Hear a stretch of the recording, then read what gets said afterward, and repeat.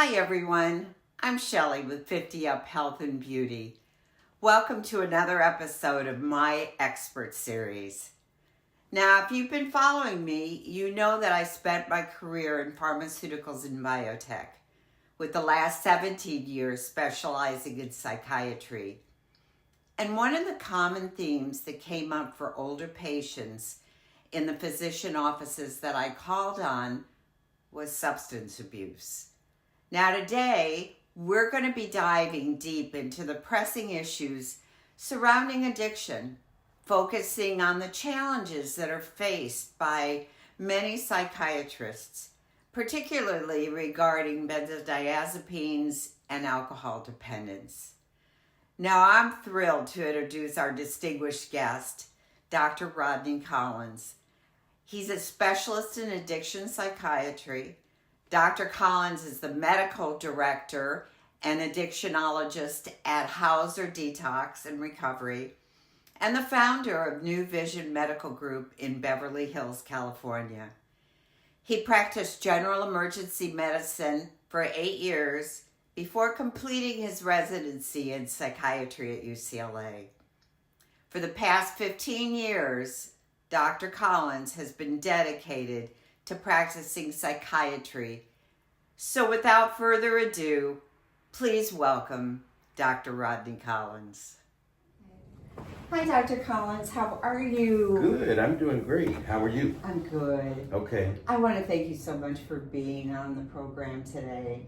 I know that, a lot of our listeners are really going to be interested in the input that you have. Okay, great. Okay. So I thought maybe today we'd start the discussion talking about substance abuse. Yes. And maybe particularly focusing on that group over 50. Okay. And maybe explain what it is and what you see in your practice. I think what I see in my practice most is kind of empty nesters or people that have had really busy and active lives through the first parts of their life, and then they get over 50 and they're at home and there are no kids to run around after or take to soccer, and one or both of the partners are either at home a lot and they get a little isolated and they start drinking more or they start using other medications. Other medications are often prescribed as muscle relaxants or as sedatives for anxiety, or sometimes pain medicines even can become a problem after a surgery or something. Yeah. And then people start finding that they like the way the pain medicine makes them feel. Right. And then they're taking the Vicodin or Percocet or whatever just because they want to take it, and they're not taking it for a medical reason. So when people get to be older, that is a tendency when you have like maybe it's a slower part of your life, so you don't have as busy an agenda. And then things change. Your parents get old, they leave you, siblings die, so people find themselves in complicated grief situations. They also find themselves more isolated and again, don't always have as many purposeful activities to do, and they start leaning on substances to feel better. Right. Because I can say for myself, I think I shared this with you, is that I lost my mother, and part of that really was that I had to handle it. I was an only child all by myself, which was huge. Yes. And then I also think that many people, especially on the women's side, go through menopause, they start having hormonal, adjustments that they have to deal with. Yes. And then they can't sleep, and they're sweating. And they're like an internal furnace. Right. So all of those things contribute to that. So exactly what you were saying. So people kind of ease into this, they call it an invisible line that you cross. Like people don't even know they've crossed a line, but they become more of a dependent person than just recreational. Right. So at some point, alcohol and even maybe benzodiazepines are being used for the right reasons and the right purposes, and they help you to relax and lighten up and, you know, all of that. And then you cross this line, and then you're taking it because you kind of have to take it just to keep things going, or you don't know how to manage without it. And then there's a lot of shame associated with that. The stigma Right. about having a Right. substance problem. So Is there even though it's like, not me. Right. But is there a way, you know, like that people can help identify whether or not they have a problem, and they should be trying to address it? Well, there are a lot of, you know, things that, you know, information that you can access online, and you can take these kind of little self-quizzes or inquiries or queries about yourself.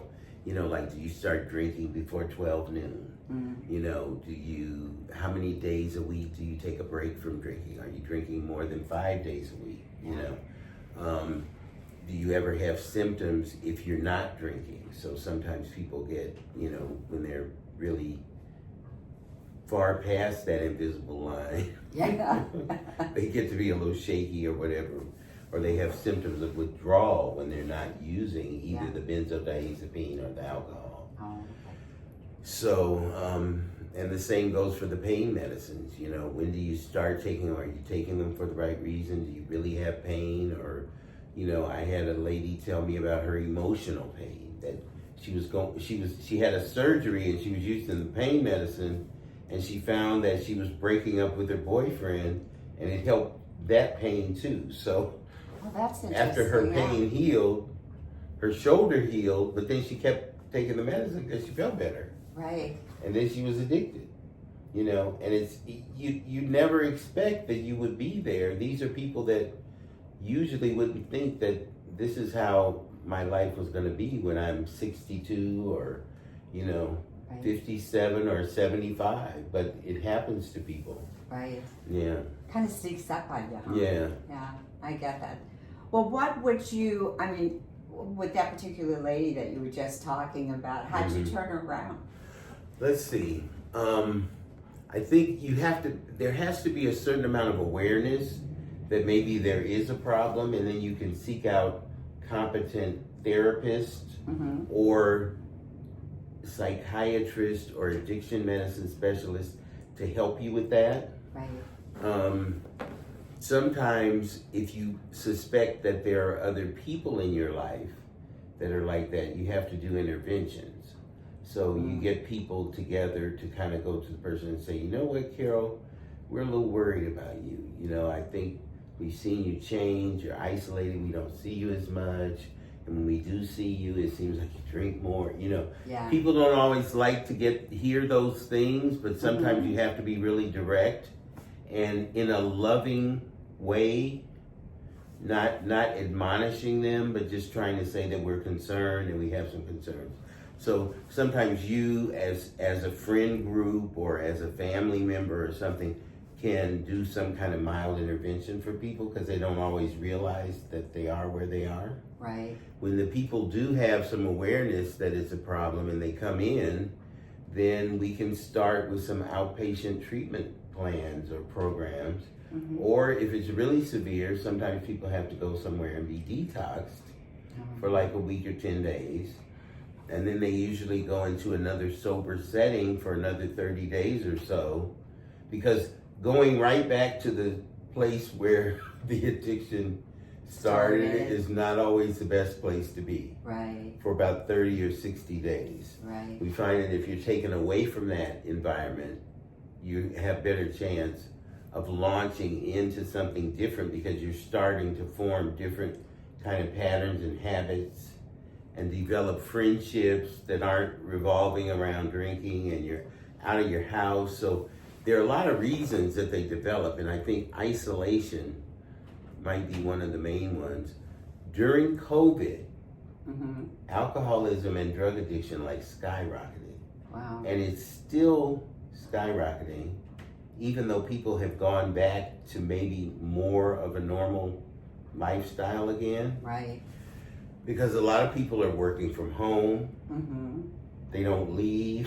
You know, the kids are gone. Yeah. So the drinking starts earlier, you know, or it's real easy to go get a pill out of the cabinet, and my husband's at work and I'm at home. This is a situation I dealt with this week. Yeah. That the ladies, they're in their 50s, the kids are in college. The lady started drinking more and working from home, and she was also taking some pills. So, yeah. And her husband was gone. Yeah. Yeah. And there, you know, it's a perfect storm of things that can happen, and you kind of ease into something that you never thought that you would be in this situation. But you know, her husband and her kids did that intervention on her. Oh, fabulous! When they caught her. Yeah. A little over the top. Yeah. Yeah. But you know, I would think.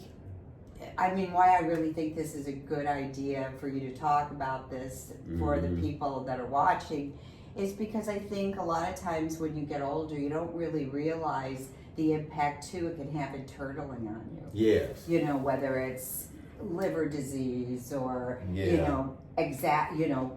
creating more depression if you're inclined to depression to begin with. And I think there's so much you have to deal with when you get older, and you didn't really realize that it was going to be like this. Exactly. So you have your own mental health. So you have your own depression and anxiety. Right. You have your own traumas and losses in your life. Yeah.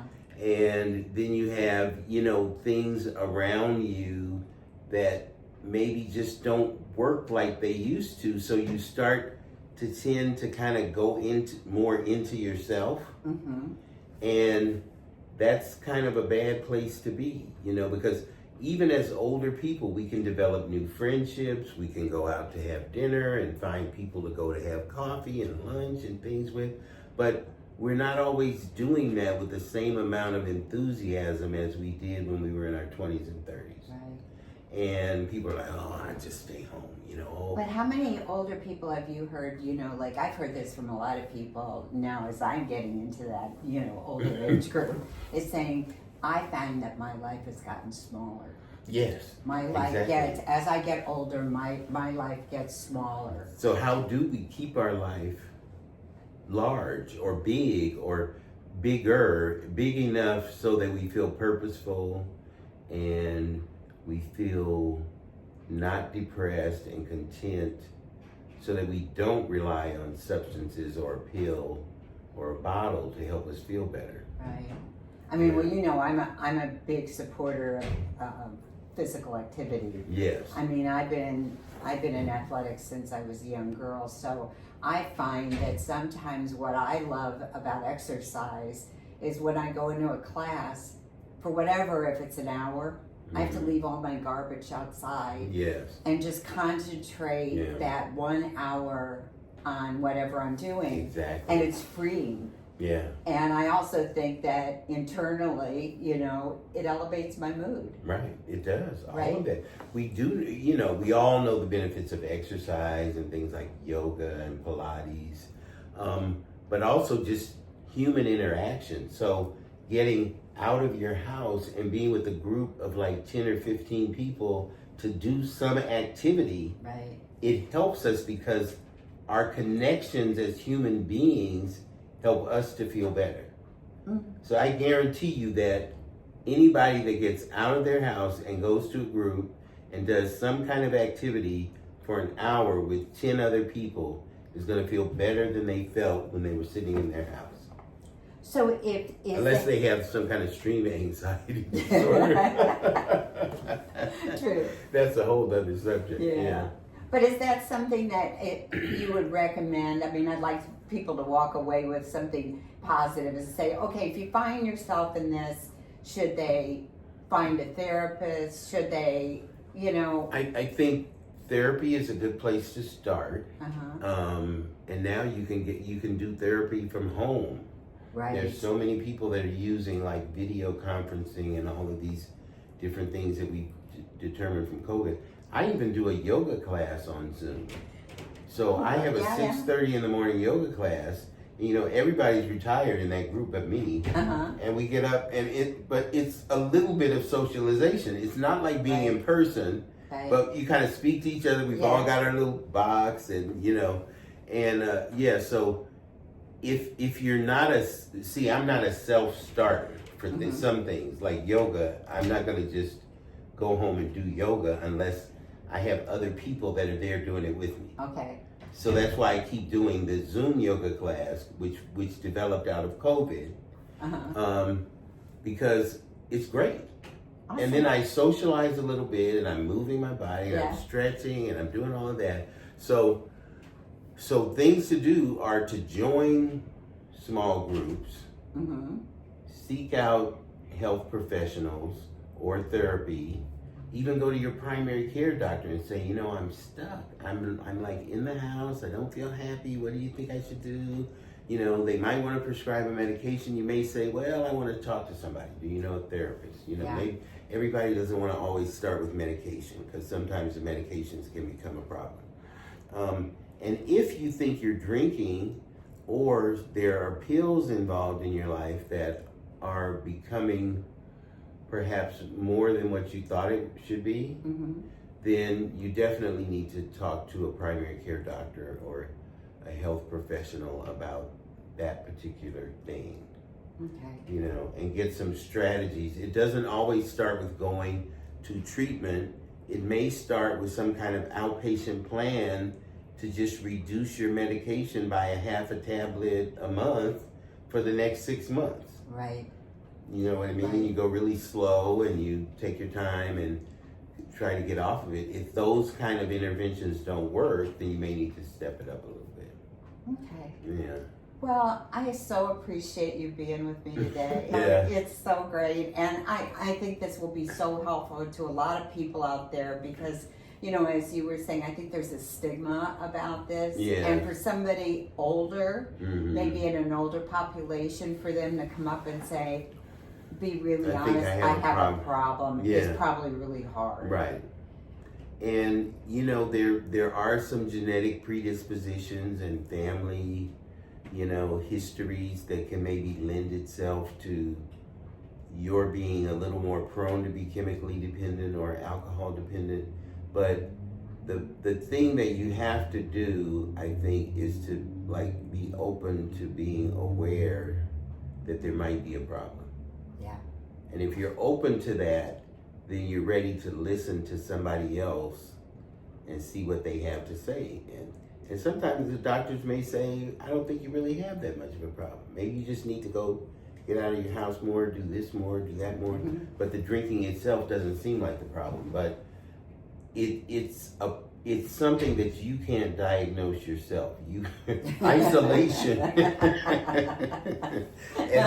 and figuring it all out yourself is the worst part of it. So it's been a pleasure, and well, I am so happy to have you on the program, and I'm sure that we're going to have great response to this. All right. So, Dr. Collins, thank you so much for today. I appreciate it. Great. Well, thanks for being here. All right. If you're interested in scheduling an appointment with Dr. Collins, his contact information is provided.